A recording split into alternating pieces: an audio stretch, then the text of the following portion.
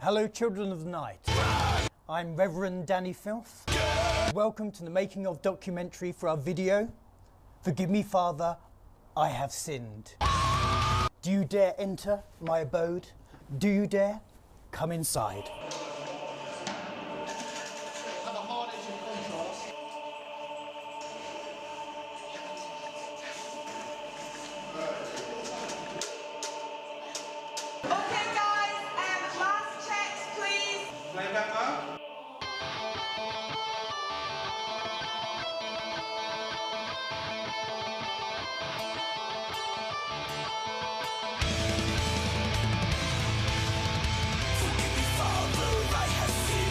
What we're doing in this church today is filming a video for our song, Forgive Me, Father, I Have Sinned.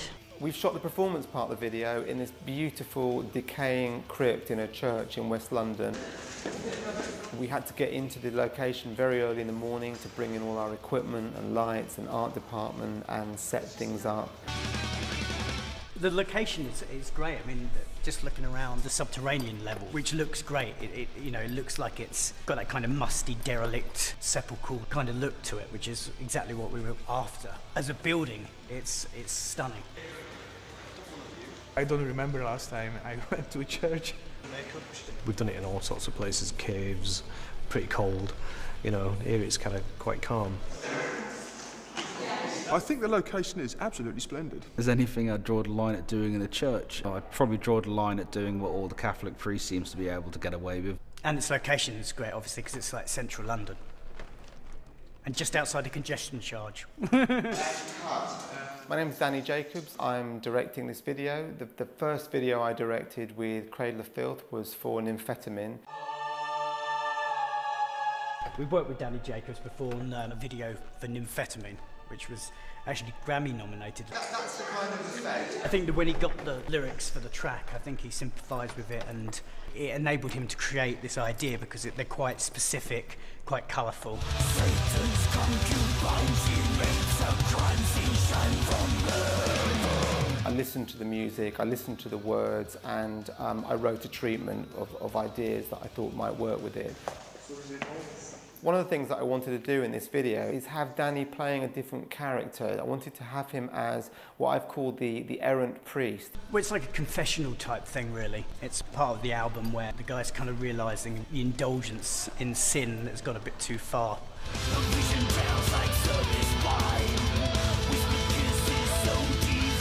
So it's kind of admitting and confessing his sins, but at the same time kind of revelling in them and realising there's no real escape from it.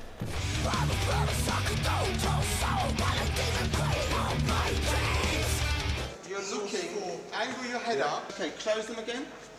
In one of the early scenes, the innocent girl character comes to him and confesses to him as the priest, but we can see that he already has impure thoughts about her.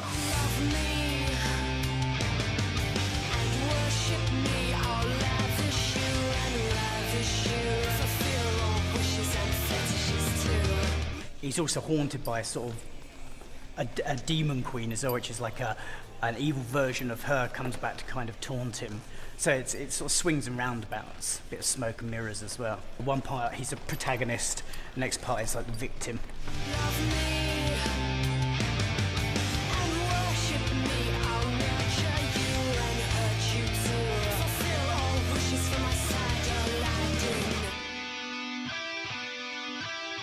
I really wanted to get a fantastic performance from the whole band, not just a great vocal performance, but also I wanted to see some of the individual instrumentation. For instance, Paul's got an amazing guitar solo.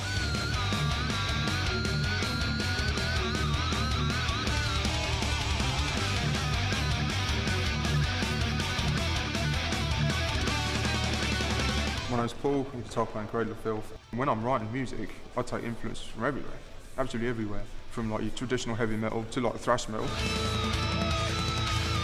From jazz to anything that grooves, I take influence from it. I love jazz. Weirder the better really, especially three-piece. Can't beat it.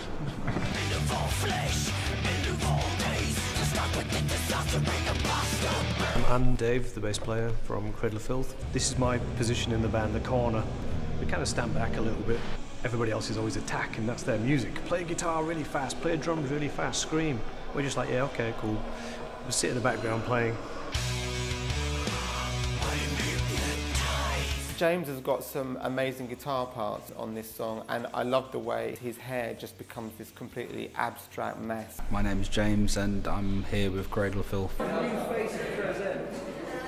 a little bit, whatever you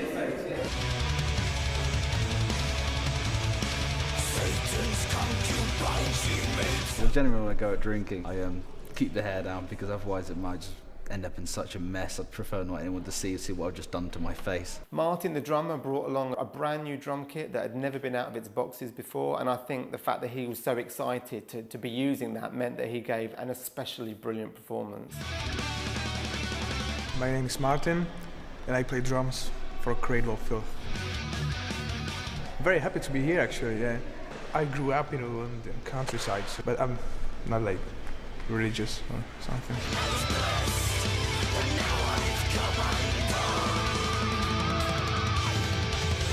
When I got the final mix of the track, I heard that there was now female vocals on the song, and one of the ideas that I had was to actually have the female characters in the video also lip sync some of those lines.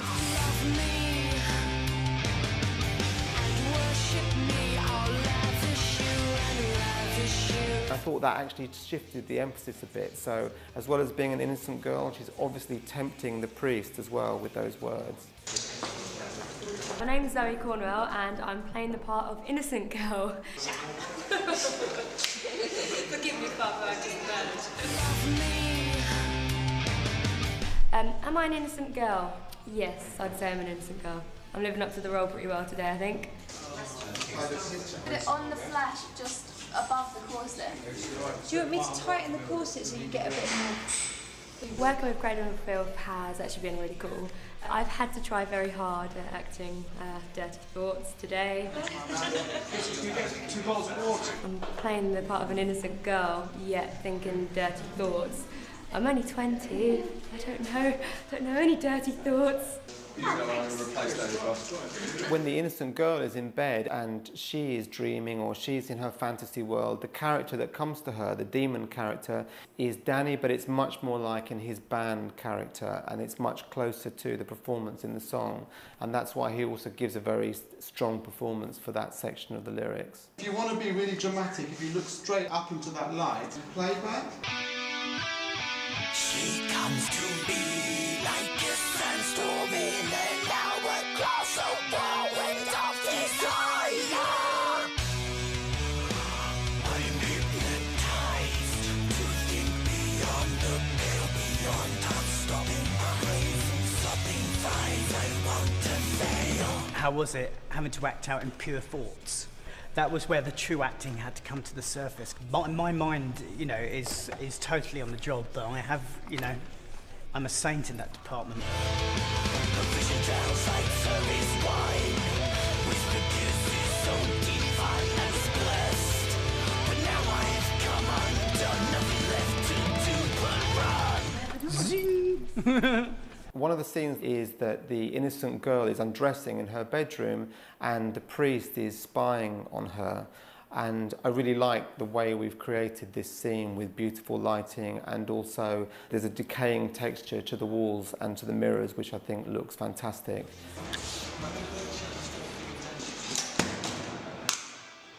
She comes to me like a sandstorm in an hourglass of whirlwind of desire. The priest's performance in this is brilliant. He's both vexed and troubled, and at the same time you can see he's also really enjoying it, and there is this kind of dirty, lascivious sense of desire that comes through in his performance, and also when he's playing the character. Well, I'm actually ordained as a priest. Cut there. Okay, we're going to go for a break now.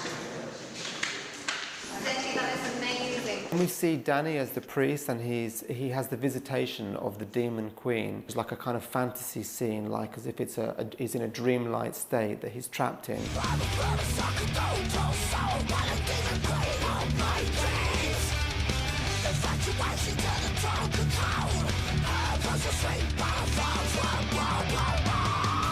She comes to him and she's both kind of a seductress and she's also evil, but he's both drawn towards her and at the same time he's very tormented and troubled by her. I'm going to seduce the priest with my snake and myself dancing. Sephi, the demon queen, brought along 2 of her very own snakes that can be quite animated once they're warmed up. She's a bit more quiet because it's about to shed. I decided to choose the one that I thought would give the best tongue action. It moves less, but the tongue action is quite... Yeah, he's always moving his head around. Yeah.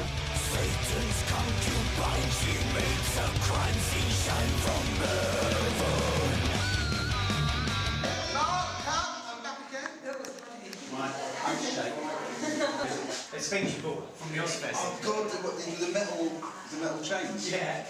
Everybody that seems to be here is really into working on the video, like the stylists and the makeup people, and come up with something that's really dark and flamboyant and creative. You know, they're getting a kick out of that. And how much longer till you finished? 5, I'm not even having 2 minutes. How long was the makeup? Must be... I really don't know. It usually takes me about 10 minutes. I think it's really good. One of the brilliant things about working with Cradle of Filth is I can let everyone in each department really get very creative with their ideas. I had a lot of discussions with Sam, our main makeup artist, before the shoot, and Danny Filth also contributed a lot of really very strong ideas. Some of this makeup here is actual real gravel. So I think if anything comes out today, it will be the fact that I will be able to lift incredible weights with my eyelids. This is the innocent girl's dress. Quite see-through, is it? Yeah, it's a little bit suggestive. For this video, we actually went to the National Theatre and pulled things out of their wardrobe department, which has come from Shakespearean plays. You've actually got bits of armour and leather that's been used on stage. Right. Is that one a bit tight, actually? One of the things that I like doing in videos is to do things as what I call in camera.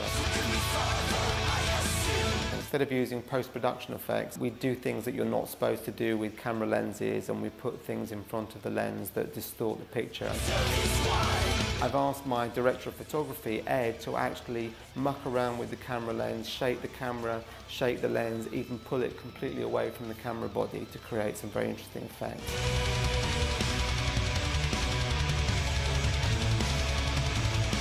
Satan's concubine, she makes a crime scene shine from heaven. Sometimes a bit nerve-wracking, but the thing is, everybody's so professional. They want you to do the best you can. Making this video was great because even though we were in the middle of London and it was a sunny day outside, after a while we were actually lost underground. Felt like we were in this dark fantasy world and I forgot entirely where we were for the whole day.